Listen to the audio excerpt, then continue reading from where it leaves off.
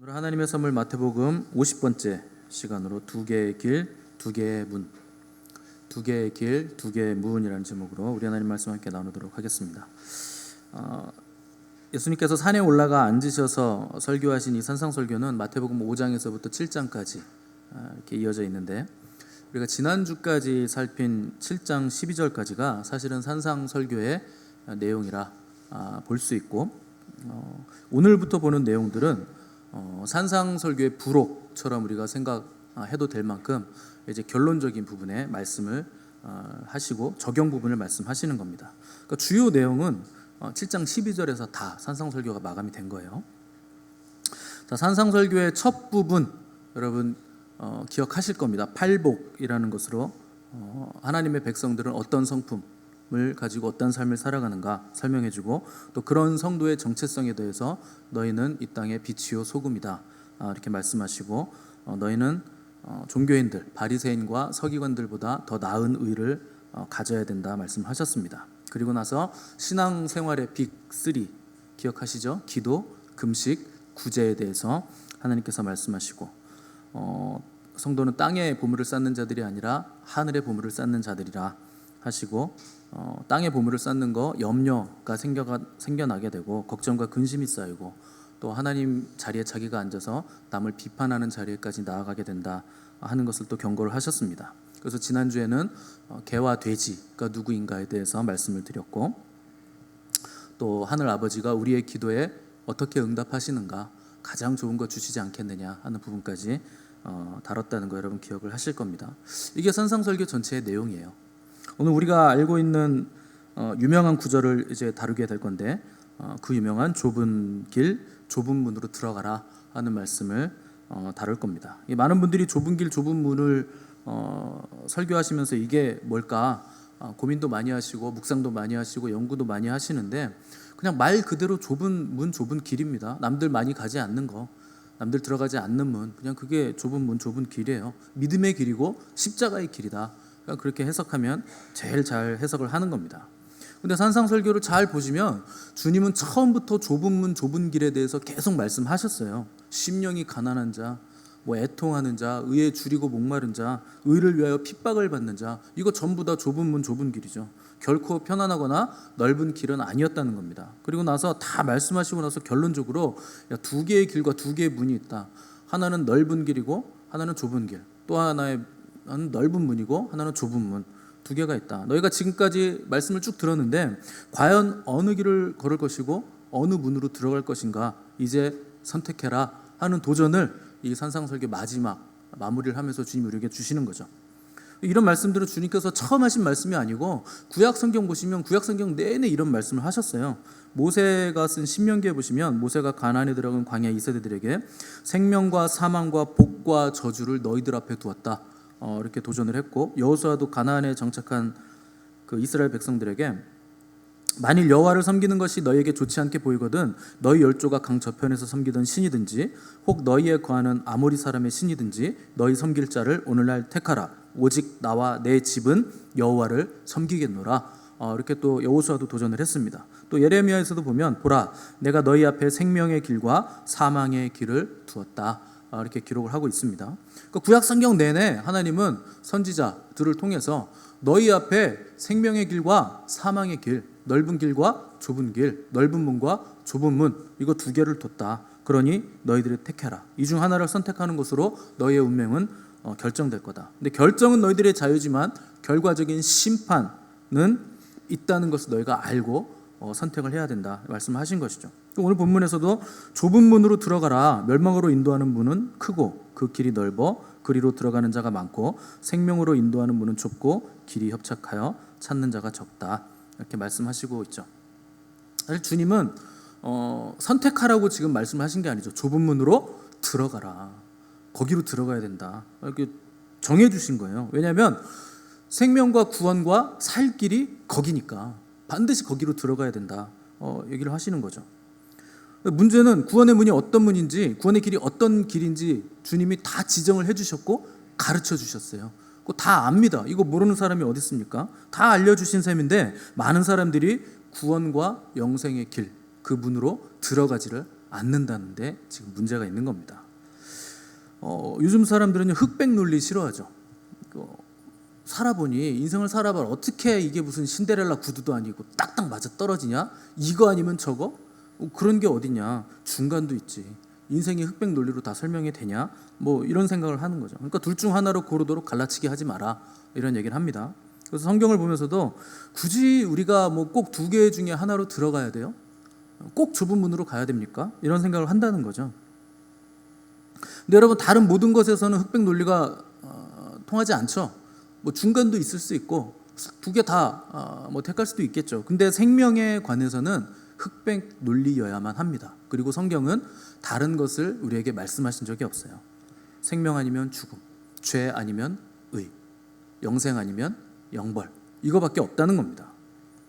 근데 요즘은 포스트 모던 시대잖아요. 제가 새벽에 계속 말씀을 드렸는데 포스트 모던이라는 게 이게 굉장히 사탄적인 게 절대적인 것을 거부한다는 사상이에요. 근데 지금 시대가 포스트 모던 사상입니다. 그래서 사람들은 절대로 절대적인 것은 절대 없다 이렇게 생각을 하는 거죠. 그 절대적인 건 절대 없는데 굳이 우리가 왜 좁은 문 좁은 길을 가야 되냐? 그게 정말 절대적인 거냐? 이렇게까지 생각을 한다는 거예요. 근데 여러분 정말 절대적인 진리라는 게 없다면 주님이 그 바쁘신 분이 뭐하러 영원에서 하늘 보좌를 버리시고 시간 안으로 들어오셔가지고 굳이 또 육신을 입으시고 우리를 위해서 대신 죽으시고 너희들 그 길로 가면 죽는다, 여기로 와야 된다, 굳이 왜 이거를 말씀하셨을까요? 여기까지 오셔가지고 왜 그 모진 십자가 고통을 다 당하셨을까요? 절대적인 진리가 있기 때문에 그런 거예요. 절대적인 구원의 문이 있기 때문에 너희들 글로 가면 안 돼, 일로 와야 돼, 그거 알려주시려고 주님이 오신 겁니다. 그것 때문에 죽으신 거예요. 근데 포스트 모던은요 절대적인 것을 다 해체합니다. 그래서 진리도 해체하고 너에게 진리는 나에겐 진리가 아닐 수 있다. 오늘은 나에게 이게 진리였는데 내일은 이게 나에게 진리가 아닐 수 있다. 이런 사상들이 지금 우리 사회에 깊숙이 들어온 거죠. 침투해온 거죠. 근데 교회 안에서도 이런 사상들이 이제 스물스물 침투를 하고 있다는 겁니다. 그래서 이 길도 가보고 싶고 저 길도 가보고 싶고 이것도 체험해보고 싶고 저것도 체험해보고 싶고 이거 하나만 취하는 게 아니라 여러 가지를 섞어서 내가 다 취해보고 싶은 거죠. 세상이 이걸 가지고 포스트 모던적인 사상을 가지고 이런 사상을 가진 사람이 지식인인 것처럼 괜찮은 마인드인 것처럼 뭐 대단한 사람인 것처럼 뭐 넓은 스펙트럼이 넓은 사람인 것처럼 우리를 자꾸 속이고 미혹한다는 겁니다. 학문적으로는 그럴 수 있겠지만 진리에서는 절대 타협이 없는 겁니다. 섞을 수 없는 거예요. 그런데 세상은 기독교 너희는 왜 자꾸 하나만 선택하라고 하느냐? 그냥 굳이 하나 선택하지 않고 다 아우르면 얼마나 덕스럽고 좋냐? 왜 자꾸 싸우려고 그러냐? 기독교에 구원이 있는 거 오케이 인정한다. 근데 불교에도 구원이 있고 천주교에도 구원이 있고 이슬람에도 구원이 있고 무슨 정령 숭배 사상에도 구원이 있고 샤머니즘에도 구원이 있는 거 아니냐? 다 어차피 하나로 통합되는 거 아니냐? 이런 식으로 자꾸 치고 들어온다는 거죠. 이런 식으로 하나보다는 두 개가 낫고 두 개보다는 여러 개가 낫다 속여서 결국 우리도 하나님과 세상 양쪽에 다 다리를 걸치면서 살아가게 만드는 것이 포스트 모던 사상이 우리에게 하려고 하는 일입니다. 근데 주님은 제3의 길은 없다 정확하게 말씀하시는 거예요. 좁은 문 아니면 넓은 문, 좁은 길 아니면 넓은 길, 둘 중에 하나다. 근데 그리스도인들이요 좁은 길을 선택하지 않아요. 좁은 길이라는 거 이게 생명으로 인도하는 길임에도 불구하고 좁잖아요. 너무 협착하고 보기만 해도 아찔한 막 낭떠러지가 옆에 있는 길이고 쉽지 않은 길이죠. 또 구원으로 인도하는 문은 또 작은 문이에요. 크지도 않아요. 뭐 이렇게 내가 떵떵거리고 뭐 말 타고 막 큰 차 타고 이렇게 들어갈 수 있는 문이면 좋겠는데 다 짐 내려놓고 내 몸뚱이 하나 간신히 들어갈 정도 허리 굽혀가지고 겸손하게 들어가야 되는 개구멍 같은 그런 문이 구원의 문이라는 겁니다. 너무 작으니까 내 몸 하나 통과하기도 쉽지 않은 문이라는 거죠. 소돔과 고모라가 멸망할 때 롯과 롯의 아내가 도망치잖아요. 유황불이 막 떨어지니까. 그래서 도망치는데 아무것도 들고 나오질 못했어요. 뭐 내가 수입해서 사온 멋진 뭐 침대, 장롱, 소파, 골동품, 귀중품, 책, 또 양, 소, 염소 뭐 이런 거 엄청 많았는데 전부 다 버리고 나왔습니다. 당장 피난 가야 되는데 뭐 그런 거 어떻게 들고 갑니까? 또 뭐 그거 챙기다가 죽으면 그게 무슨 소용입니까? 좁은 문이라는 건 그런 거예요. 살려면 다른 것들 돌아봐서는 안 된다는 거죠. 하물며 우리가 천국문에 들어갈 때도 마찬가지입니다. 여러분, 세상에 굉장히 많은 귀중품들이 우리에게 있겠죠. 뭐 지금도 여러분들이 목걸이도 있을 것이고 귀걸이도 있을 것이고 뭐 안 보이는데 뭘 차고 있는지 모르겠지만 아무튼 귀중품을 막 차고 있다면 뭐 귀중품 그거 뭐 천국 가줄 때 가져갈 수 있습니까? 땅 혹시 여기 수십만 평 가지고 계신 분 있다 해도 그거 못 가지고 가요. 땅의 것은 땅에 두고 가야 됩니다. 천국에 갈 때는 하늘의 것만 가지고 가야 돼요. 영적인 것만 가지고 갈 수 있는 겁니다. 내 몸 하나 겨우 빠져나가기도 벅차고 힘든 아주 좁은 문이라는 거죠. 그래서 주님은 제자들에게 얘들아, 부자가 천국에 들어가는 게 얼마나 어려운지 낙타가 바늘구멍에 들어가는 것보다 더 어렵다. 이 얘기를 언제 하셨냐면 부자 청년이 근심하며 돌아가고 나서 제자들에게 하신 말씀이에요. 그때 부자 청년이 예수님께 나와서 선한 선생님, 제가 어떻게 하면 영생을 얻겠습니까? 물었어요. 그러니까 주님이 그를 사랑스럽게 보시면서 율법 지켜라 그랬더니 그거 제가 어려서부터 다 지켰는데요. 그러니까 주님이 그래 좋다, 너무 잘했다, 너무 귀하다. 근데 너에게 딱 한 가지 부족한 게 있는데 너 가진 거 다 팔아서 가난한 사람 나눠주고 너는 내 제자 되라, 나를 따라와라. 이게 도전을 하셨어요. 그때 부자 청년이 재물이 많은 고로 근심하며 돌아갔더라 그랬습니다. 그리고 나서 주님이 얘들아, 부자는 천국 가는 거 낙타가 바늘길 통과하는 것보다 어렵다 이렇게 말씀하신 거예요. 여러분, 부자 청년을 제가 예를 자주 드니까 우습게 보이실 수 있는데 그 우습게 보면 안 되는 사람이에요. 일단 엄청나게 부자예요. 돈이 엄청나게 많아요. 그리고 관원이고 유력한 사람이고, 그리고 예수님께 나와서 딱 한 질문이 영생에 관한 질문이에요. 선한 선생님, 제가 어떻게 하면 영생을 얻을까요? 어떻게 거기 갈 수 있습니까? 이거 물어봤다는 거예요. 굉장히 깊은 고민을 하고 주님께 나와서 자기가 제일 중요하다고 생각하는 거 딱 하나, 그걸 질문한 거예요. 여러분, 오늘 기도하다가 갑자기 하나님이 너 뭐를 갖고 싶냐? 그럼 여러분 뭐라 그러시겠습니까? 뭐가 궁금하냐? 그러면 뭘 질문해 보시겠어요? 우리는 그냥 네? 생각 안 해봤는데요? 뭐 이렇게 하겠죠. 고민을 안 해봤다는 거죠. 여러분, 사람들이 자기 삶을 주도하는 인생을 못 사는 이유가 뭔지 아세요? 내 인생에 관해서 질문을 안 해요. 아무도 질문을 안 합니다. 질문을 안 한다는 거 깊게 생각을 해본 적이 없다는 뜻이에요. 내가 이렇게 살아도 괜찮은 것인가? 사람은 뭔가? 하나님은 계신가? 계신다면 나는 어떻게 살아야 하는 것인가? 뭐 이런 것들에 대해서 심도 있게 깊이 생각을 한다거나 깊이 있게 질문을 해본다거나 이런 것들을요 한 번도 안 해봤다는 거예요. 근데 이 청년은요 재물도 많고 주위도 높고 나이도 젊어요. 엄친아 엄마 친구 아들, 너무나 부러움의 대상인 사람, 그런 사람인데 생각도 깊어요. 평소에 깊게 생각하던 중요한 질문을 주님께 던졌다는 거죠. 근데 문제는 주님이 너 재산 다 팔아서 가난한 사람 나눠주고 너는 나의 제자가 돼서 나를 따라와라 이렇게 얘기하는데 문제가 있어요. 적당히 야 너 3분의 1만 팔고 나 따라와 뭐 이러시거나 너 재산 많지? 야 너무 많은데 절반만 팔아, 그 절반만 팔고 나 따라와 이랬으면은 이 청년이요 주님 따라갔을 수도 있어요. 절반은 내가 할 수 있지. 근데 전 재산을 다 파는 건 이거는요 심각한 문제예요. 왜냐하면 돈이 너무 많으니까. 그 너무 많은 걸 다 팔아가지고 나눠주고 주님의 제자가 된다? 보니까 행색을 보니까 집도 없는 것 같은데 주님은 그냥 맨날 돌아다니던데. 여러분, 돈이 많은데 주님 따르는데 왜 문제가 될까요? 다 팔아서 나눠주고 주님 따르면 영생을 얻을 수 있다잖아요. 근데 왜 그게 문제가 됩니까? 영생을 얻을 수 있는데. 영생을 얻을 수 있는 가장 빠른 방법을 주님이 알려주신 거예요, 부자 청년에게. 근데 왜 그걸 못합니까? 아까우니까요. 그 재물이 아까우니까.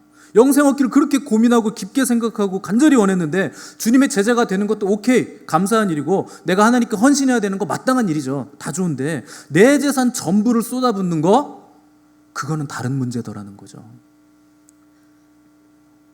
우리는요 신앙을 오해합니다. 마치 하나님이 너 네 거 다 팔아서 나 따라와, 이거 오해하는 거예요. 그래서 깊이 신앙에 발을 들여놓지 않으려고 하는 거예요.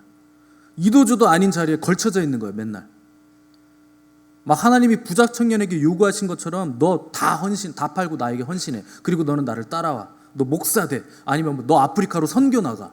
그래서 비전 트립 간다고 미션 트립 간다 그랬는데 아프리카 갔다 오면 아프리카 또 가게 될까 봐 막 겁나가지고 신청을 못 하고 막 이런 사람은 없겠죠. 근데 여러분 성경을 잘 읽어보세요. 자기 재산 다 바쳐서 하나님이 헌신하라고 한 사람이 있습니까? 없어요. 부자 청년 한 사람밖에 없어요. 그것도 도전을 하신 거지. 그게 부족하니까 너 그렇게 할 수 있겠냐? 물어보신 거지. 팔았습니까? 부자 청년이? 한 사람도 없어요. 근데 우린 자꾸 오해해요. 하나님이 내 재산 다 뺏어갈 것 같은 거예요. 내가 누리고 있는 거 다 가져갈 것 같은 거예요. 여러분 하나님도 누울 자리를 보고 다리를 뻗으시는 분이에요. 여러분 못할 거 뻔히 하는데 그걸 왜 시킵니까? 수준도 안 되는데. 문제는요 다 바칠 수 있느냐, 뭐 절반만 바치느냐, 3분의 1만 바치느냐, 이게 문제가 아니에요. 내가 가지고 있는 거 그거 아까워가지고 하나님과 동등한 자리에 놓고 저울질하고 있는 거, 이게 문제인 거예요. 하나님은 우리 거 뺏어가려고 하시는 게 아니에요. 너는 정말 나를 사랑하느냐, 이게 문제라는 거죠. 다윗은요 자기는 백향목 궁전에 거하면서 하나님의 임재의 상징인 언약궤가 아직 텐트에 있으니까 그게 굉장히 마음이 안 좋고 부담이 됐어요. 그래가지고 나단 선지자한테, 선지자님 내가 하나님의 임재의 상징 저 언약궤를 모실 수 있는 하나님의 성전을 좀 지었으면 좋겠습니다. 저는 이렇게 좋은 궁전에 사는데 우리 하나님 저기 텐트에 있는 게 말이 됩니까? 하니까 나단 선지자가 대박, 너무 좋은 생각이다, 그럽시다 그랬는데 하나님이 그날 나단 선지자에게 노! 짓지 마. 다윗 너는 못 져. 이유가 뭔지 압니까? 너는 전쟁을 너무 많이 했고 손에 피를 너무 많이 흘렸어. 너는 내 성전 못 짓는다. 그렇게 말씀하셨어요. 여러분 다윗이 언제 자기 손에 피 흘리고 싶어서 피 흘렸습니까? 하나님께 순종하다 보니 그렇게 된 거지. 다윗이 언제 뭐 내가 싸울 거예요 하나님 이래서 싸웠어요? 아니에요. 하나님 영광 드러내려고 그거 다 싸운 거예요. 골리앗 앞에 나갈 때도 저 걔보다 못한 저 이방인이 하나님의 이름을 모독해? 가만둬서는 안 되겠다. 하나님 영광, 만군의 여호와의 이름 가지고 나가서 골리앗을 쓰러뜨렸죠. 언제 다윗이 뭐 자기 영광 위해서 싸웠습니까? 근데 하나님이 너는 피를 많이 흘려서 내 성전 못 짓는다, 이렇게 말씀하신 거예요. 자격이 없다는 거예요. 네가 감히 내 집을 짓겠다고? 내가 언제 너한테 내 집 지어달라 그랬냐? 못 지어. 그런데 하나님이 너는 못 짓지만 네 아들 솔로몬은 지을 거야. 그래서 솔로몬이 성전을 짓게 됩니다. 근데 다윗이 그 말씀을 듣자마자 에휴 빈정상하네 진짜, 하나님 나한테 왜 이러시지, 이렇게 한 게 아니에요. 그 말을 듣자마자 다윗이 뭐랍니까? 천문학적인 돈을 들여서 성전 지을 준비를 마쳐요. 재료들을 다 끌어모아 놓고 금, 은 다 끌어모아 놓고 돈을 엄청나게 투자해서 솔로몬이 성전 지을 수 있도록 전부 다 준비를 해놓습니다. 당연히 다윗은 지구상 가장 돈이 많았던 사람이니까 얼마든지 준비할 수 있었겠죠. 하실 수도 있겠지만 여러분 부자 청년이요 돈이 적어서 근심한 거 아니에요. 돈이 엄청나게 많아서 근심한 겁니다. 돈이 많다고 이렇게 헌신할 수 있는 거 아니에요. 다윗처럼 많으면요 넉넉해지지 않아요. 오히려 더 많이 모으려고 하죠. 야 구조가 있네 나에게, 그러면 10조를 채워야겠는데, 이렇게 되는 게 사람이에요. 구조나 있으니 한 5조는 내가 사회에 환원해야 되는데 이렇게 안 된다는 겁니다. 내가 하나님께 좀 드려야겠는데 이게 안 된다는 거예요. 근데 다윗은 너는 못 지어, 근데 아들이 질 거야. 그러니까 그날부터 하나님 성전 지을 거 내가 준비해야지, 재료만이라도 내가 준비해야지, 다 준비해 놨다는 거예요. 그 다윗은요 돈이 많아도 돈이 적어도 목숨이 위험해도 목숨이 뭐 안전해도 상관없어요. 하나님께 드리는데 인색함으로 나아가거나 아까워하지 않았다는 거예요. 자기 생명도 아까워하지 않은 겁니다. 하나님을 위해서라면 얼마든지 다 버리고 자기 몸뚱이 하나로 좁은 길, 좁은 문 비집고 들어갈 준비가 돼 있었다는 거죠. 하나님이 다윗에게 너는 지울 수 없지만 네가 재료 준비해, 이렇게 말씀 안 하셨어요. 여러분 하나님 우리에게 돈 쓰라고 요구하시는 분이 아닙니다. 돈은 뭐 하나님이 쓰십니까? 우리가 다 쓰죠. 맛있는 거 먹고 상품 막 가져가고 뭐 다 우리가 쓰잖아요. 하나님이 원하시는 거 돈 아니에요. 그분이 원하시는 거 우리의 전부죠. 우리 마음의 전부예요. 그게 금이 됐든 은이 됐든 돈이 됐든 뭐가 됐든 간에 내게 주신 모든 것들을 하나님을 위해서 사용할 그 준비된 마음, 하나님 그걸 원하시는 거예요. 자원하여 기쁘게 드리는 그 심령, 그거 하나 원하시는 거예요. 하나님 언제 우리에게 많은 돈 요구하셨습니까? 언제 우리 돈 뺏어가려고 뭐 호시탐탐 노리는 분이었습니까? 우리 인생 하나님이 가져가셔가지고 하나님이 뭐 이용해 먹으시려고 너는 나를 따라라 이렇게 말씀하셨습니까? 그건 마귀가 그렇게 하는 거죠. 많고 적음의 문제가 아니라 내가 기쁘게 드릴 수 있는 만큼 감사와 기쁨으로 하나님께 자원하여 드리는 거, 하나님 그거 하나 원하시는 거예요. 근데 우리는요, 내가 다 바치라고 할까봐 걱정해요. 내 돈 하나님 다 뺏어갈까봐 전전긍긍. 그래서 막 계산기 두드리고 있어요. 다 바치는 건 좀 그렇고 3분의 1 정도는 내가 가능할 것 같은데, 10분의 1 정도는 내가 가능할 것 같은데. 여러분, 부자 청년에게 주님이 뭐라 그러시냐면 가서 네 소유를 팔아 가난한 자들에게 주라. 여기서 끝난 거 아니에요. 그 다음에 붙은 말이 있어요. 그리하면 하늘에서 보화가 내게 있으리라. 부자 청년에게 이렇게 말씀하세요. 하늘에서 보화가 내게 있으리라. 여러분, 땅의 보화가 귀합니까? 하늘의 보화가 귀합니까? 대답을 못 하시겠죠? 대답을 하셔야 되는데 다시 한번. 땅의 보화가 귀합니까? 하늘의 보화가 귀합니까? 하나님의 보화요.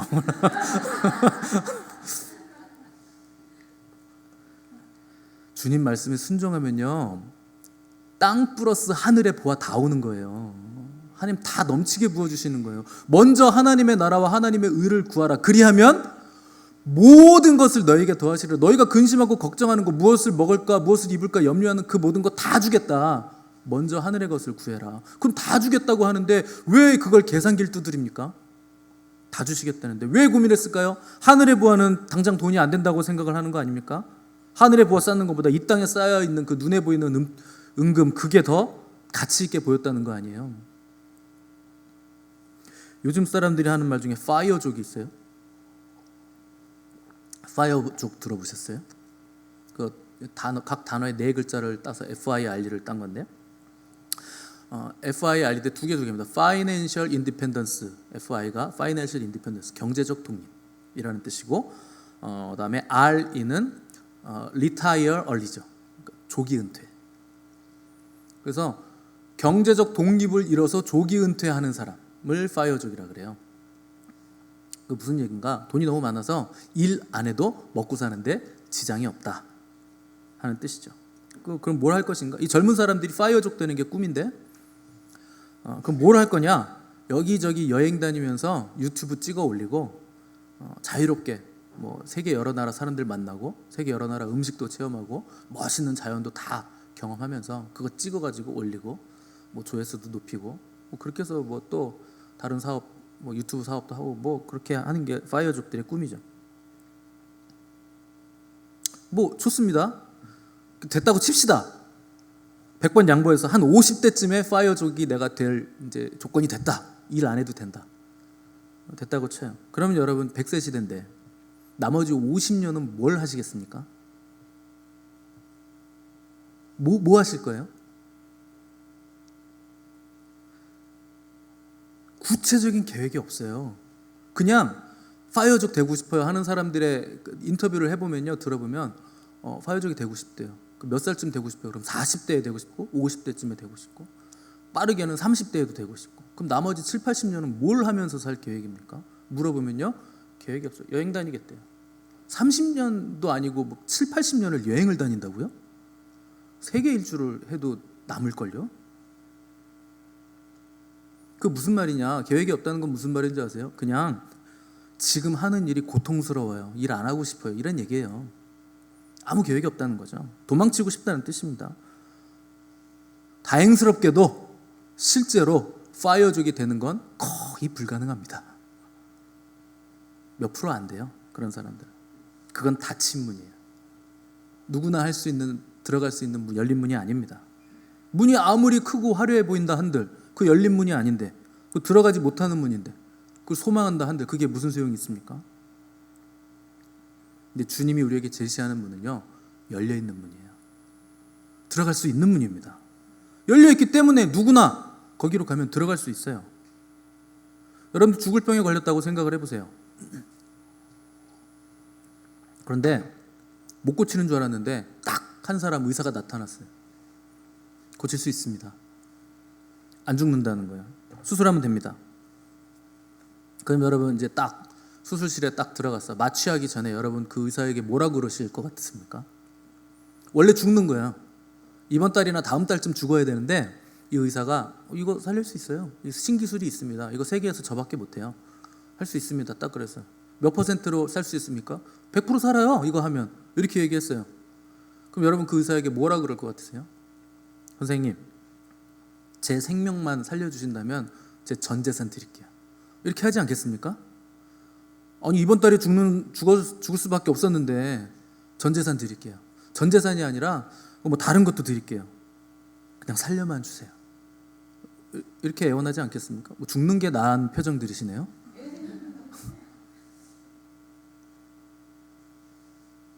당연히 그런 거예요. 살려만 주시면 재산 이거 다 드릴게요. 그 정도는 제가 할 수 있습니다. 근데 우리는요, 생명도 얻고 돈도 얻고 명예도 가지고 세상 권력도 가지고 세상에서 누릴 거 다 누리고 내가 누리고 즐기는 거 자유 다 누리고 다 가지려고 그래요. 그런 게 어디 있습니까? 천국도 좋고 세상도 좋아요. 예수님도 좋고 하나님도 좋은데 내가 지금 짓고 있는 죄도 좋아요. 그런 게 어디 있습니까? 사람들이 좁은 문에 들어가지 못하는 이유는요, 자기를 부인하지 못하기 때문이에요. 여러분, 교회를 다닌다고 좁은 길 좁은 문을 걸어가고 있다고 착각하시면 안 됩니다. 교회 왔다 갔다는 하고 있는데 교회 안에서도 세상에 넓은 길 넓은 문 왔다 갔다 하시는 분들이 부지기수예요. 여기 앉아있다고 좁은 문 좁은 길 가는 거 아니에요. 1924년 프랑스 파리 올림픽 때 에릭 리들이라는 영국의 100m 선수가 육상 경기에 출전했습니다. 이 선수가요 100m 달리기 당시 유력한 금메달 후보였어요. 기록이 워낙 좋아서. 근데 결승 시합에 딱 올라갔어요. 올림픽에. 그런데요 결승전이 언제 열렸냐면 주일에 열렸어요. 크리스찬이에요. 그래서 에릭 리들이 주일에는 시합 못 나갑니다. 그래서 포기합니다. 난리가 났죠. 영국 전 영토에서 영국 전 국민들이 난리가 났어요. 선수단, 경기위원회, 올림픽 총감독, 영국 국민, 언론 난리가 나서 에릭 리들에게 분노를 쏟아 부었습니다. 편협하고 옹졸한 크리스찬, 조국을 버린 위선자. 보도가 연일 쏟아지는 거죠. 처음에 영웅 대접을 받았는데 그 주일에 경기가 열려서 나는 안 나갑니다. 주일에는 저는 뛸 수 없습니다. 이렇게 얘기한 순간 에릭 리들은 한순간에 국가적인 매국노로 전락을 합니다. 근데 에릭 리들이 끝까지 주일에는 뛰지 않습니다 라는 주장을 안 굽혀요. 그러다가 100m는 포기하고 400m 경주가 평일에 열린다는 걸 알고 주종목인 100m가 아니고 400m 경기에 예선전부터 출전을 해서 결승까지 올라갑니다. 그래서 400m 결승에서 이제 에릭 리들이 딱 결승전 뛰게 됐는데 나가기 전에 영국팀 물리치료사에게 에릭 리들이 쪽지를 하나 딱 건네줬어요. 거기 사무엘상 2장 30절이 써 있었습니다. 나를 존중히 여기는 자를 내가 존중히 여기고 나를 멸시하는 자는 내가 경멸하리라. 이 구절이 딱 써져 있는 거예요. 그 놀랍게도 이 400m 평일에 열린 400m 경기에서 에릭 리들이 47.6초 만에 금메달을 땄어요. 100m 선수인데. 이후에 에릭 리들이 올림픽 금메달 리스트가 됐는데 그 영광을 뒤로하고 바로 중국의 선교사로 떠납니다.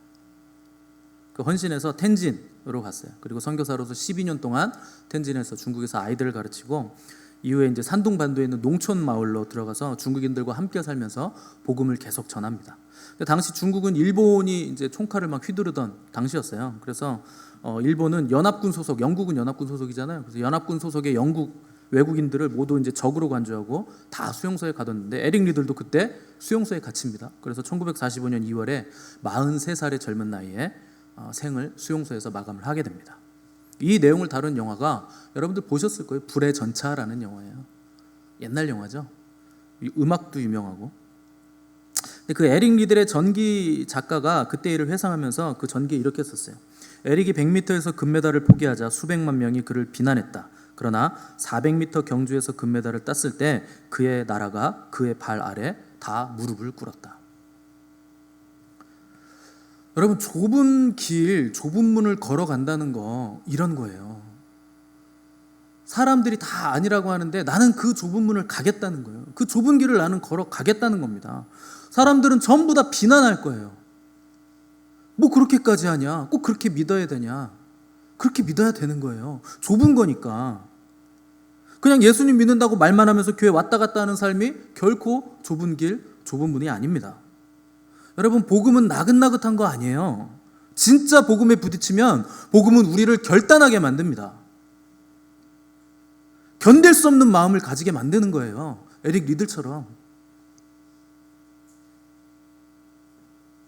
청년, 청소년 여러분들, 여러분 하나님이 부르신 이유는 그저 그런 인생 살라고 부르신 거 아니에요. 영광을 위해서 부르신 겁니다. 복음의 영광, 예수 그리스도의 영광, 육체 썩어질 거 그거 위해서 부르심 받은 거 아니에요. 여러분들 영원한 것을 위해서 부르심 받은 겁니다. 아름다운 외모가 생명 주지 못해요. 쾌락 한순간의 연기처럼 다 사라질 겁니다. 그거 영원한 기쁨 주지 못해요. 직장 다니다 퇴근하고 집에 와서 시시한 게임하라고 예수님이 죽으신 거 아니에요. 학교 갔다 와서 소파에서 뒹굴면서 동영상 보라고 주님이 십자가에서 고통당하고 죽으신 거 아닙니다. 그분이 여러분을 대신하여 죽으심은 다시는 자신을 위해 살지 않고 주님을 위하여 살게 하시기 위해서 그분이 친히 죽으신 거예요. 그게 영생의 삶이기 때문에, 그게 가장 가치 있는 삶이기 때문에 시시한 게임, 동영상, 가십거리 그런 영상들에 취하지 마시고 여러분 주님의 아름다우신 그 영광에 취하셔야 돼요. 여러분 그러라고 부르심 받은 겁니다. 장년 여러분들 부탁을 드립니다. 말씀을 듣기만 하고 자신을 속이는 삶에서 빨리 벗어나시기 바랍니다. 다 이룬 것처럼, 마치 다 아는 것처럼 살지 마시고 어린아이처럼 사셔야 돼요. 주님 처음 만났을 때 그 첫사랑의 기쁨, 우리를 부르신 부르심과 푯대를 향해 달려가는 진짜 어른의 삶, 그런 삶을 살아주시기를 부탁드립니다. 그래야 우리 다음 세대들이 여러분을 닮고 싶어 할 거 아닙니까? 여러분처럼 되고 싶어 할 거 아닙니까? 윗세대가 전해준 믿음의 그 유산, 그걸 계승시켜 나가는 복된 교회가 될 수 있도록 여러분 마음 다해 힘써 주시기 바랍니다. 여기 계신 분들 중에 어떤 이들은 영원한 영광으로 들어가실 거예요. 그런데 어떤 분들은 영원히 저주받고 형벌을 받는 곳으로 들어가시게 될 겁니다. 갈라질 거예요. 여기 있는 사람 다 천국 가면 너무나 좋겠죠. 근데 아니에요. 영생은 좁은 문 뒤에 있어요. 편한 거 선택하고, 좋은 거 선택하고, 누리는 거 선택하고, 그 뒤에 영생 없어요. 자신을 부인해야 되고 포기해야 되고 주님께 헌신해야 그 뒤에 영생이 있는 겁니다. 사람들이 가지 않는 좁은 문으로 들어가느냐, 많은 사람들이 쏟아져 들어가는 넓은 문으로 들어가느냐, 그것이 여러분들의 영혼을 결정할 겁니다. 좁은 문, 그 문은 우리 구주 예수 그리스도세요. 그분이 친히 나는 양의 문이다, 내가 길이다, 그 좁은 길이다 말씀하셨습니다. 여러분 부디 영원한 것을 위해서 한 번뿐인 삶, 후회 없는 삶을 사시는 저 여러분 되시기를 간절히 바랍니다. 함께 기도하겠습니다.